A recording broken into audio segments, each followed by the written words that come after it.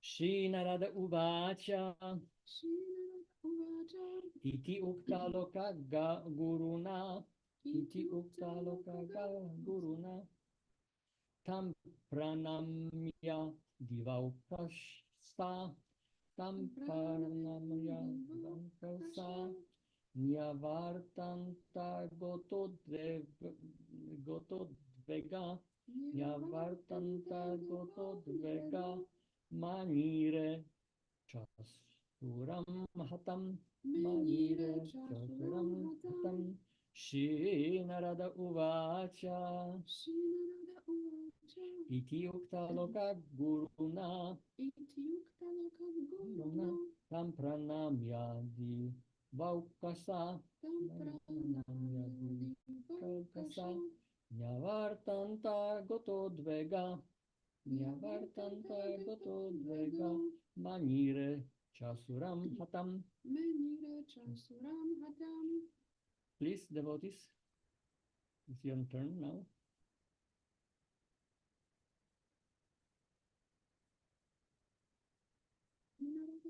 Shri Narada Uvacha Iti Yukta Loka Guruna Tam Pranamya Divaukasa Nyavartanta Gotodvega Manire Chasuram Hatam. Somebody else?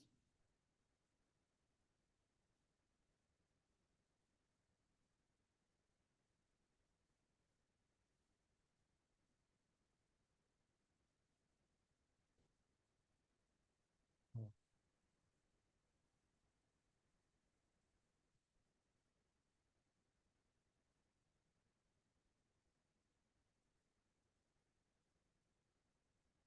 Oh. Now is better, Prabhu?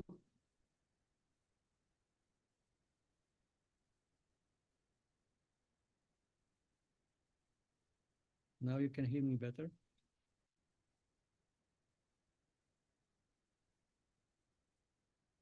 Okay. Thank you. So, translation. The great Saint Narada Muni continued.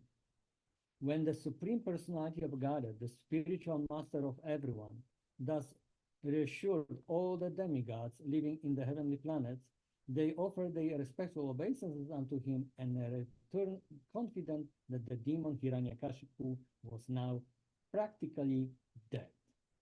Purport. The less intelligent men who are always busy worshipping the demigods should note that when the demigods are harassed by the demons, they approach the Supreme Personality of Godhead for relief. Since the demigods resort to the Supreme Personality of Godhead, why should the worshippers of the demigods not approach the Supreme Lord for whatever benefits they desire? Srimad Bhagavatam 2:3-10 says, Akama sarvakamo va mokshakama udaradi tivrena bhakti yogena yajeta purusham param. Whether one desires everything or nothing, or whether he desires to merge into the existence of the Lord, he is intelligent only if he worships Lord Krishna, the Supreme Personality of Godhead, by rendering transcendental loving service. Whether one is a karmi, jnani, or yogi, if one wants a particular benediction fulfilled, even if it be material, one should approach the Supreme Lord and pray to him, for then it will be fulfilled. There is no need to approach any demigod separately for the fulfillment of any desire. Shri Narada Uvacha iti yukta loka guruna tam pranamya divaukasa nyavartanta goto devega manire chashuram hatam. The great Saint Narada Muni continued. When the Supreme Personality of Godhead, the spiritual master of everyone. Thus reassured all the demigods living in the heavenly planets. They offered their respectful obeisances unto him and returned confident that the demon Hiranyakashipu was now practically dead. Jai Ho! Lord Nishimhadev ki Jai. So today, Srila Prabhupada put more emphasis on devotional service, regardless we have all different material desires or we don't have any material desires. All this we desire liberation. We should, with all our hearts and soul, worship and serve the Supreme Personality of Godhead. So since the main subject today is devotional service, so let's read from Krishna, who explained himself very vividly in his Bhagavad Gita. So he mentioned, of course, in all Bhagavad Gita, the devotional service is emphasized because devotional service is the means to satisfy senses of the Supreme Lord. Like we are have some relationship with some people. So, and especially with our spouse or someone who is very dear to our heart, naturally, we used to tell them, oh, I love you, I love you, I love you. But these words have no meaning if there is no any loving action behind this. So like people used to say, the empty words, just lip service. So, but as we also heard, actions speak louder than words. So therefore, if we apply our words, support them with our action, then we giving proof or evidence of our loving affection to the person. So similarly, if we want to love the Supreme Personality of God, naturally we are very eager to engage ourselves in loving devotional service to Him, to just prove that we care. We are trying at least to awaken our dormant love and manifest our action, our dedication for His pleasure. So Krishna mentioned, just to be very personal, he mentioned it's very straightforward. In chapter 8 of Bhagavad Gita, the opulence of the Absolute, text number 8, Aham sarvasya prabhavo mata sarvam paravartate iti matva bhajante mam buddha bhava samanvita. I am the source of all spiritual and material worlds. Everything emanates from me. The wise who perfectly know this engage in my devotional service and worship me with all their hearts. And Srila Prabhupada I just read just only one little passage from this very beautiful text. Srila Prabhupada, on the very beginning of his purport, he elaborated. A learned scholar who has studied the Vedas perfectly and has information from authorities like Lord Chaitanya and who knows how to apply the teachings can understand that Krishna is the origin of everything in both the material and spiritual world. And because he knows this perfectly, he becomes firmly fixed in the devotional service of the Supreme Lord. Like Srila Prabhupada mentioned in the comment today, that less intelligent people, they worship demigods, but if they understand and they are acquainted with Vedic wisdom, they see that actually demigods worship the Supreme Lord and engage themselves in loving devotional service to them. So then why they shouldn't approach the Supreme Lord for fulfilling their desires? Why they should approach demigods for the sake? But this requires a little bit intelligence to understand this. So Krishna, in another text on the summarization of Bhagavad Gita, in chapter 18, text number 55, he mentioned, Bhaktya mam abjanati yavam yashtasmi tattadaha tato mam tattva jnatva vishatetat anantaram. So I'm quoting only this famous verse that Srila Prabhupada used to quote to support his point about devotional service. As we mentioned at the very beginning, Bhagavad Gita is full of such evidences, such emphasis on devotional service, but we are focusing on the most famous, popular text that confirming this point. One can understand me as I am, as the Supreme Personality of Godhead, only by devotional service. And when one is in full consciousness of me, by such devotion, he can enter into the kingdom of God. So, this is quite promising.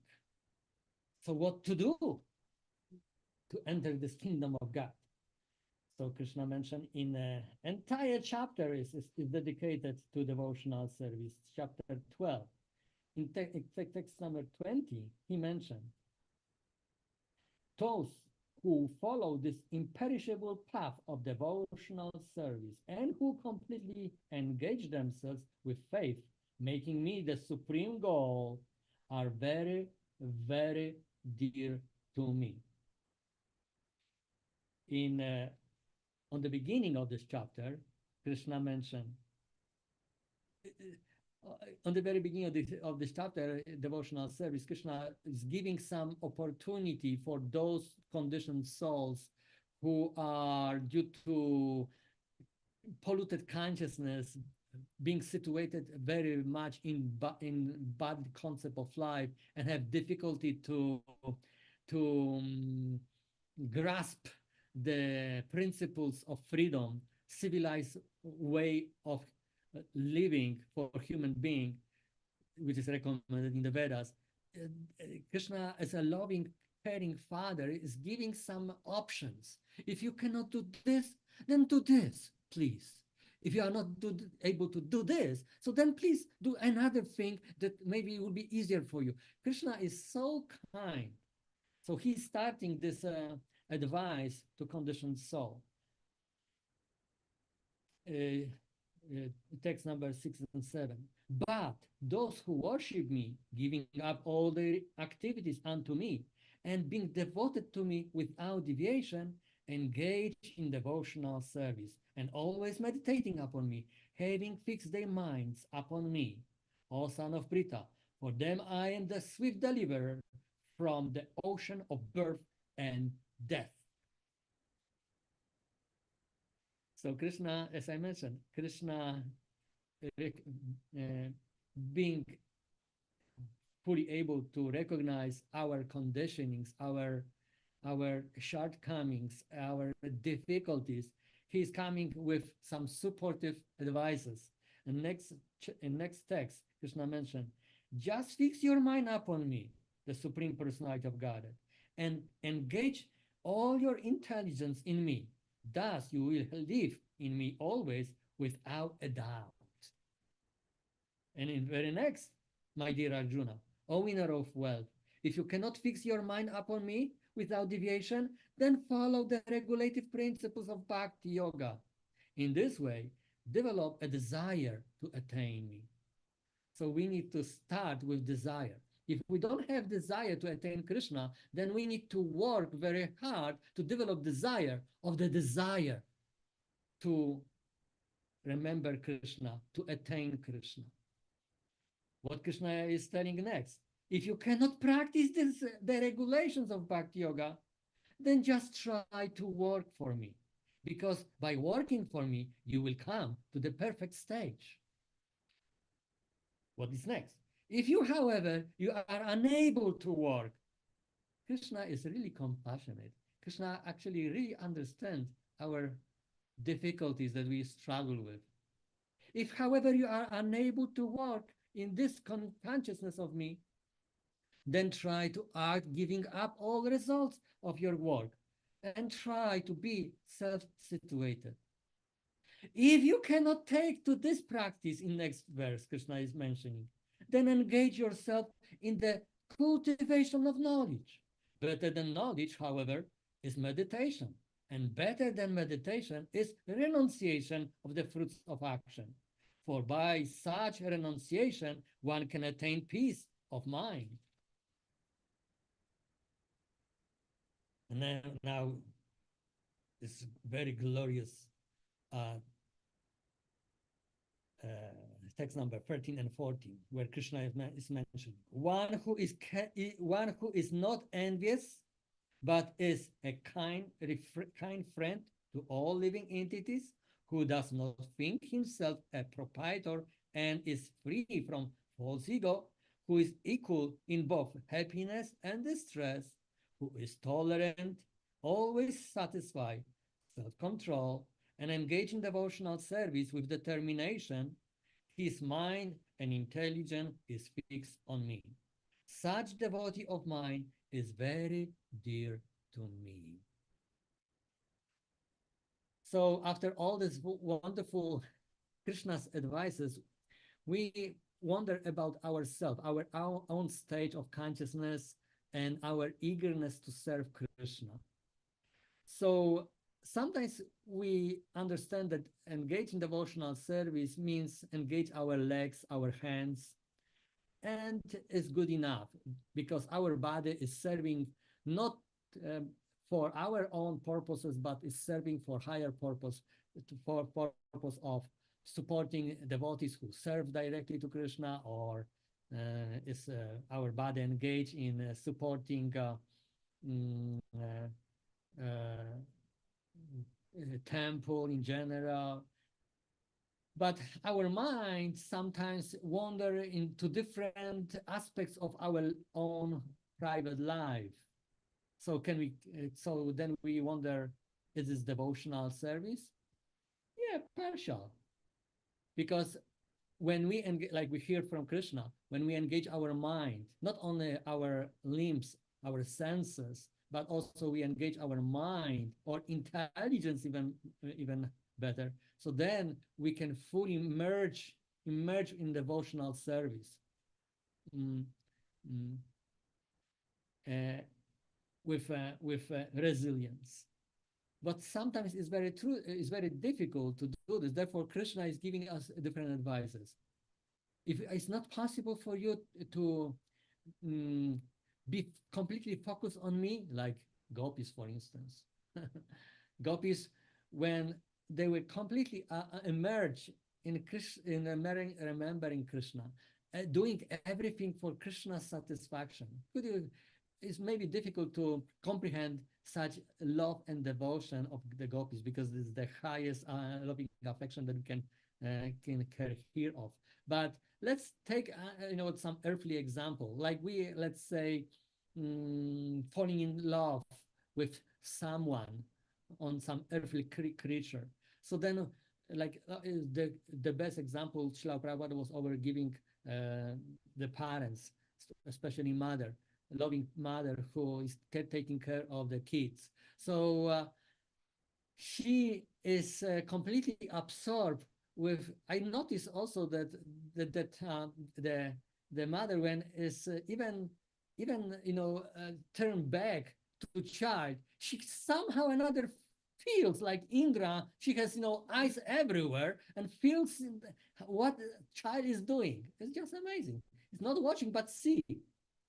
So this loving affection is just emanating special subtle energy that is able to sense everything around, like mother is sensing her child, where the child is the moment, what the child is doing.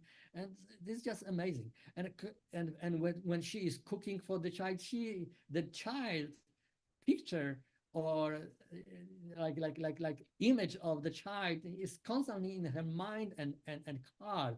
So when she is doing a particular preparation for child, is cooking, preparing, so she is completely absorbed with this loving affection to her child, thinking how I should cook this that my child be pleased, can relish and swallow in easy way, and all the different things, this different aspect are very important, and she is completely absorbed in this way. So it is very difficult on the very beginning to be completely absorbed in thoughts of Krishna, like gopis, or this child of this loving mother to the child.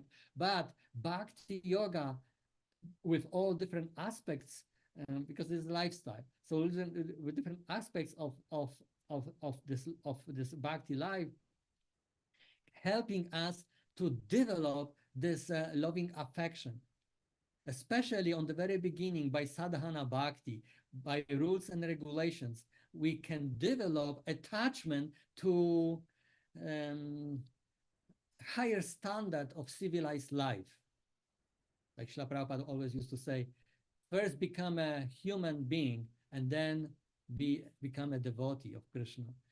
This indicates that nowadays in a progressing Kali Yuga, human society degrades so much that we forgot about the common or basic principles of civilized human life. So therefore, we engage ourselves in abominable activities, developing awful desires, very selfish, egoistic desires, so many different bad things we developing and developing habits to these things, thinking that it is normal, but it is not. What is axiom? What is the reference point? Vedic culture, Vedic wisdom. So if we compare our lifestyle to Vedic injunctions, then we can see where, on what level we are. So therefore, Srila Prabhupada mentioned that we need to first become regulated, and through rules and regulations of bhakti process, bhakti system of life, and then emerge ourselves in absorption of in Krishna. Much easier. So, and then from sadhana bhakti, we can transfer ourselves to higher level raganuga bhakti, with a spontaneous approach to devotional service and performance devotional service. It doesn't mean spontaneous means like messy or whimsical or just whatever happened, spontaneously. No, it doesn't mean like that. This means that this rules and regulations became so natural, like on the very beginning, taking shower every morning, chanting japa, Hare Krishna Maha Mantra for more than 2 hours, 2.5 hours, non-stop, meditating, focusing on the transcendental vibration of the holy name. Sometimes mind is wandering somewhere, wherever. So some devotees used to say, space out, traveling in the space, or to different engagements, what we should do, how we should do it, what we hear yesterday, what we should act, how we should behave, all different things just during this meditation coming to our mind. But meditation on the holy name means that we are focusing on Krishna. We are trying to train our rascal mind to just be focused on the lotus feet of the transcendental name of the holy name of the Lord. But we have difficulties with this. So but as it's mentioned also, that by practice makes perfect. By constant practice, focusing our rascal and uh, restless mind, we gradually situate him in one place of focusing on the lotus feet of the holy name. So on the very beginning, whatever we practice in sadhana bhakti is struggle. It's struggle because we became not acquainted with this modern so-called Kali Yuga lifestyle, which is so messy, so unregulated. But by practicing sadhana bhakti, we regulate ourselves. Gradually, we entering the sphere of civilized human being. We understand what should be done and how should be done. And then by practicing this, it becomes so natural, so obvious, so automatic, like that we don't pay attention anymore. Just, it's so natural to wake up early morning, to take shower and chant the holy name of the Lord without distraction. And then and why? Because we want to invoke Krishna's presence in our heart, that and purify our conscience in this way, that we can easily remember Krishna, like this mother thinking about child when she's cooking, or she's washing his laundry, or making some cleaning in his room, whatever. So she's always like meditating. This child is constantly in her mind and heart. So if we embrace fully all the different morning practices of devotional service, it would start from Shravanam, Kirtanam, Vishnu Smaranam, Padasevanam, Archanam, Bandhanam, etc. So then naturally it would be easier during the day to perform activities, remembering why we're doing what we're doing. It's not just only like automatic, like that type of a robot, automat doing, pushing our body to do certain things. No, we are trying to engage our senses, our mind, and our intelligence as well, thinking what should be done, how should be done, that Krishna can benefit, or my Guru Maharaj mission can benefit. So all these different aspects are extremely important if we want to perform, of course, our devotional service with love and devotion. So we need to put our care to remember Krishna. And Srila Prabhupada, mercifully, he designed these practices of devotional service in such a way in the very early morning that we can be absorbed and easily remember Krishna during the day. That will not, like sweep to automatic, or like robot type of action of our body, but by practicing bhakti, we will put our bhakti into these activities. So then our activities will be more meaningful and more pleasing to Krishna, and helping us to connect with Krishna, to remember Krishna, to act for Krishna, to behave for Krishna's pleasure. So this is bhakti. This is a loving devotional service. So, Srila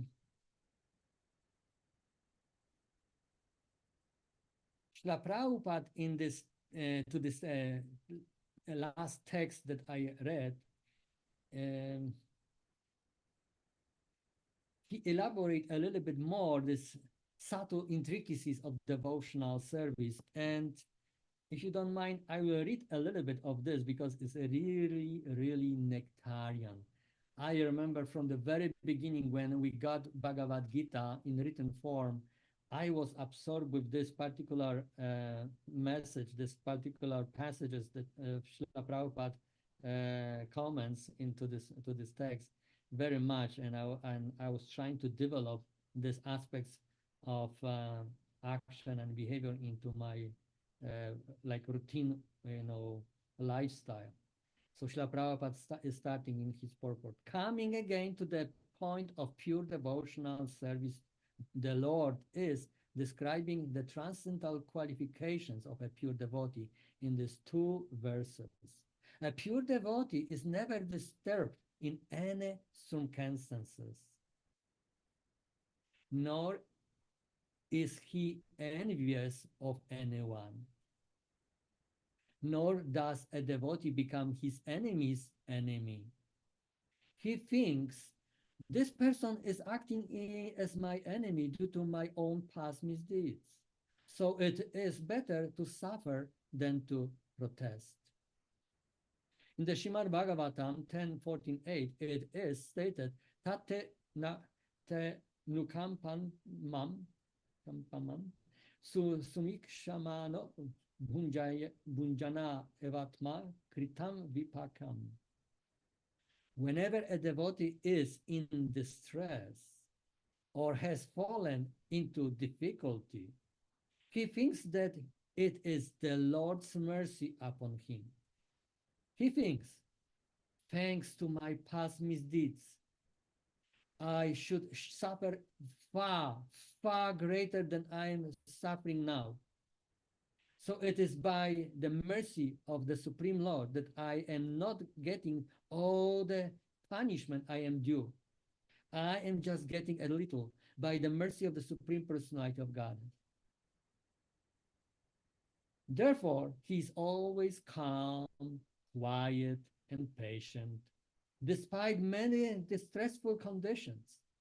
A devotee is also always kind to everyone, even to his enemy. Nirmama means that a devotee does not attach much importance to pains and trouble pertaining to the body, because he knows perfectly well that he is not the material body. He does not identify with the body. Therefore, he is freed from the conception of false ego and is equipoised in happiness and distress. He is tolerant and he is satisfied with whatever comes by the grace of the Supreme Lord. He does not endeavor much to achieve something with great difficulty. Therefore, he is always joyful. He is a completely perfect mystic because he is fixed in the instructions received from the spiritual master, and this senses because his senses are controlled, he is determined. He is not swayed by false arguments, because no one can lead him from the fixed determination of devotional service. So in this way, if we meditate on these different qualities that we should develop in our character, so this is also devotional service. It's not only our action is devotional service, but also our behavior is devotional service. Because whatever is meant to gratify Krishna's senses is devotional service. We are doing this out of our devotion for Krishna, of our service to Krishna, to please his senses, to satisfy him. So, as we know, like just one example, we need to start somewhere to develop these wonderful qualities. Like, I know that conditioned soul has tendency to criticize, finding faults, opinionate others. So instead of go with the flow of this conditioning, let's switch. We can use the same language, the same tongue, and the same language that we speak. Instead of criticizing others, we can glorify others. Instead of be envious, which is another form of reverse form of appreciation of someone that is better than us. So instead of finding faults in this person and trying to diminish the glory of the person, let's switch our energy to actually serve the person instead of criticizing, glorifying the person, and properly express our appreciation. So, as we know, this material world is a place of dualities. So there is bad and good. So instead of engaging ourselves, wasting our time and energy to engaging our senses, mind, and intelligence in some negative, bad things, so let's switch this energy to engage ourselves in positive, good things, so then we can benefit. Life is very short and time is running very quickly. So therefore, if we will take advantage of our present lifetime to uplift ourselves to higher and higher levels by such activities which are meant to serve Krishna in a favorable way, so we will benefit. And then next, our destination will be maybe come back to Krishna, which I wish everyone to achieve this perfection, or Krishna will facilitate us in the next life. Then we can maybe take birth in Vrindavan or so, and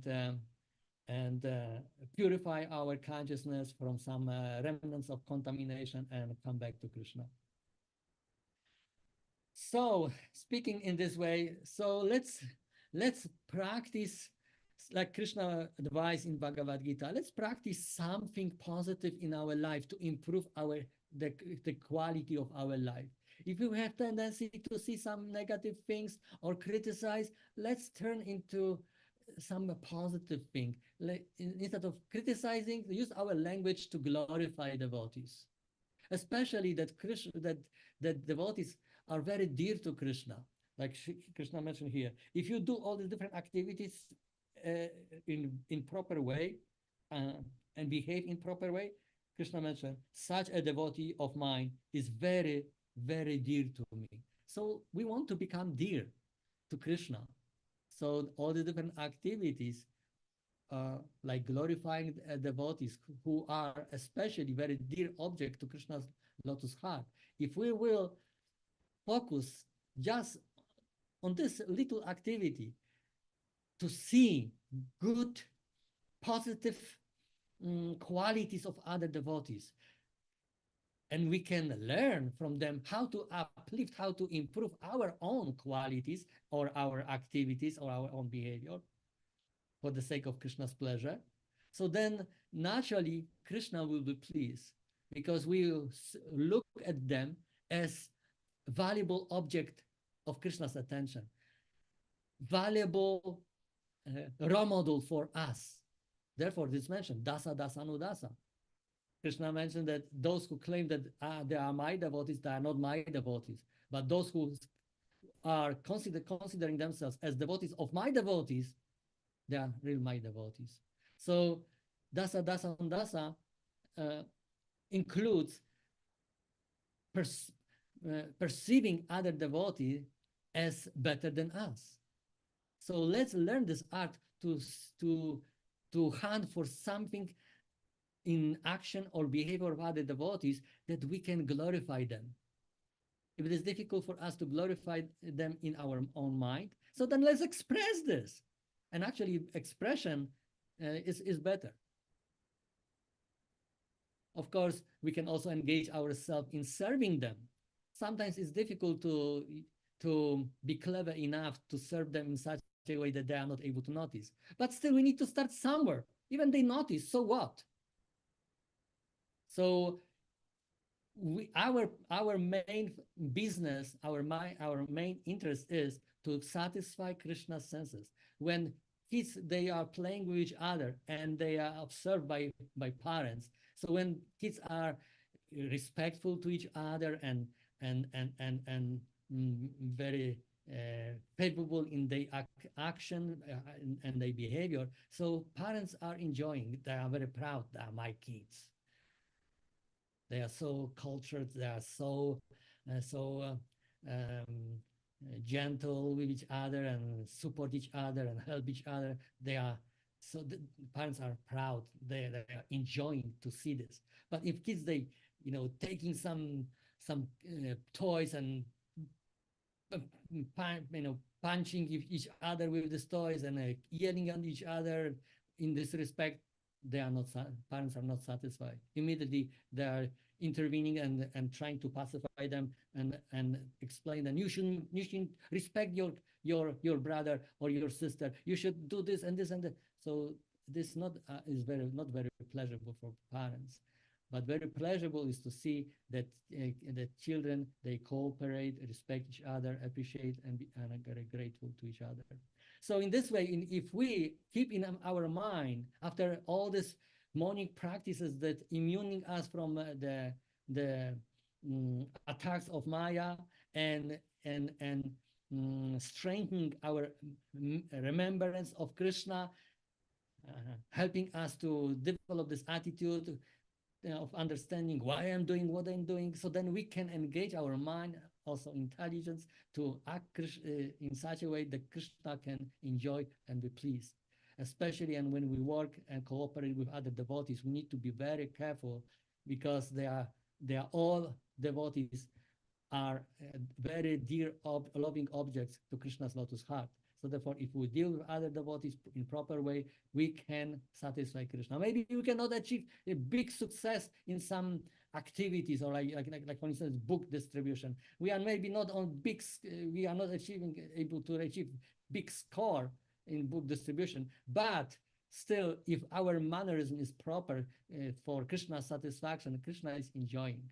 So it is important to keep in mind that not only our activities, but also our behavior, our cooperation with other devotees, and proper attitude to them is pleasing for Krishna. So all these things, all these factors are important to develop Krishna consciousness. If we act and behave in such a way, then we are Krishna conscious, and then we are eligible to come back to Krishna and meet with Krishna. Hare Krishna. Are there any questions or comments?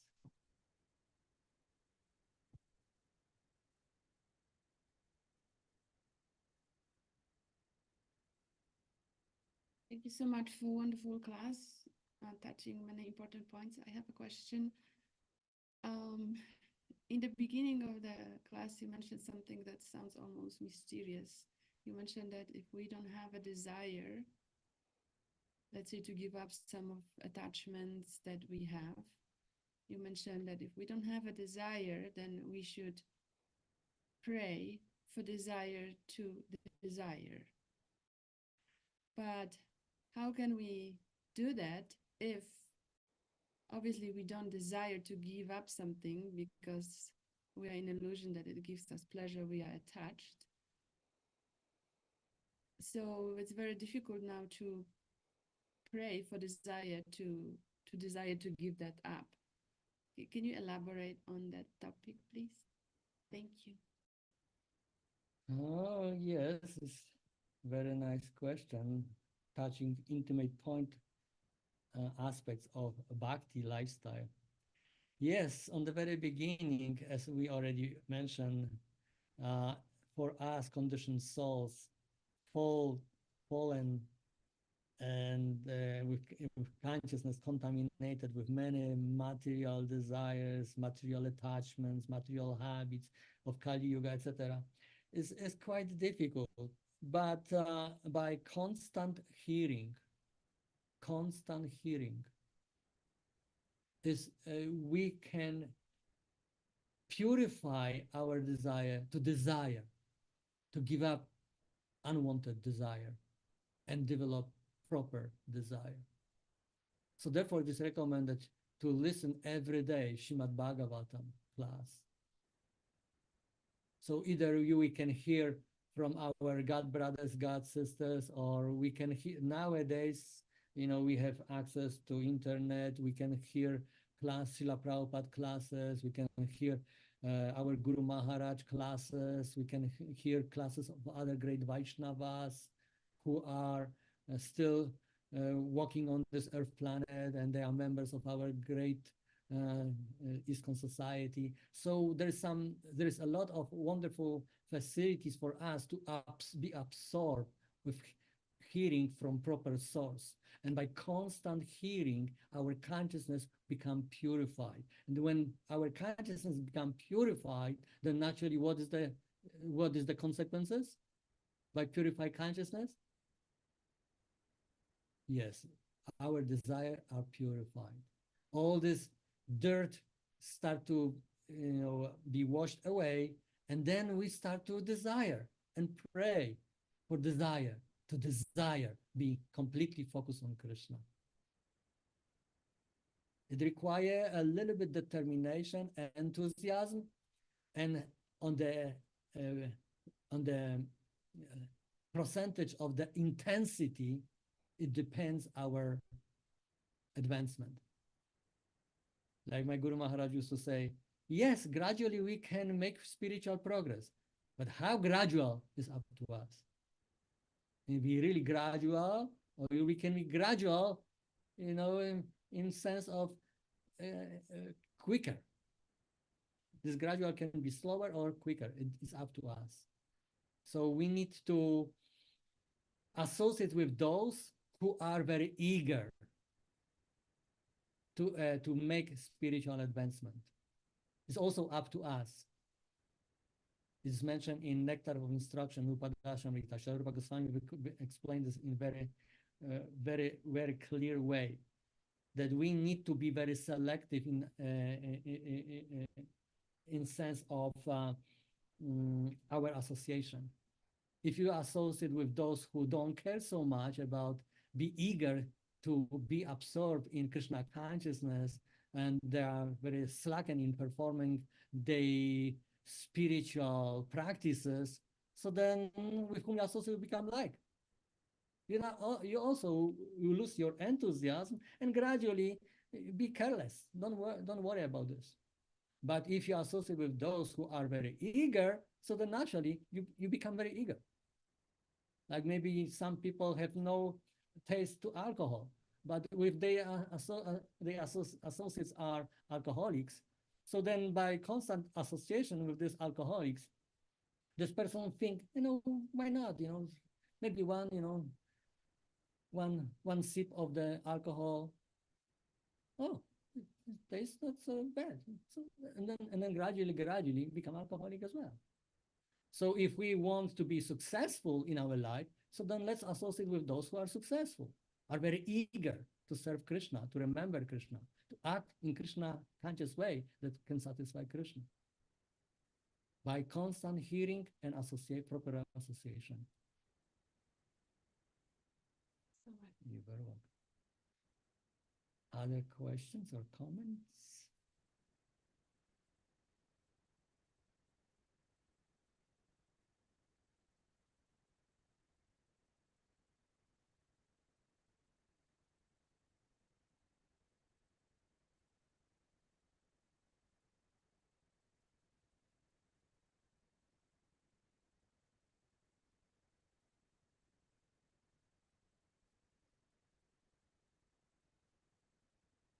If not, so then I will just only share a little passage from a text that we already read from chapter 12, Bhagavad Gita, text number 7, which is referring to devotional service.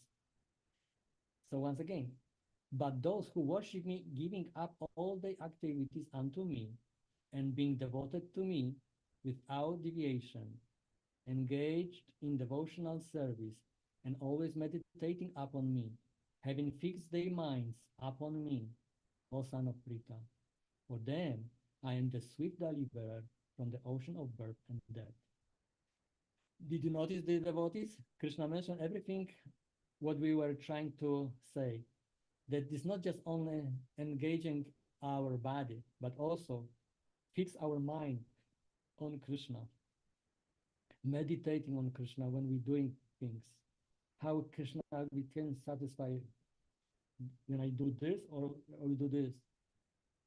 So if we are completely absorbed, remembering Krishna in all our activities, so then it's much easier to get out from this ocean of birth and death. Srila Prabhupada explained, it is explicitly stated here that the devotees are very fortunate to be delivered very soon from material existence by the Lord. In pure devotional service, one comes to the realization that God is great and that the individual soul is subordinate to him. His duty is to render service to the Lord, and if he does not, then he will render service to Maya. As stated before, the Supreme Lord can be appreciated only by devotional service. Therefore, one should be fully devoted, one should fix his mind fully on Krishna in order to achieve him. One should work only for Krishna. It does not matter in what kind of work one engages, but that work should be done only for Krishna. That is the standard of devotional service. The devotee does not desire any achievement other than pleasing the Supreme Personality of Godhead.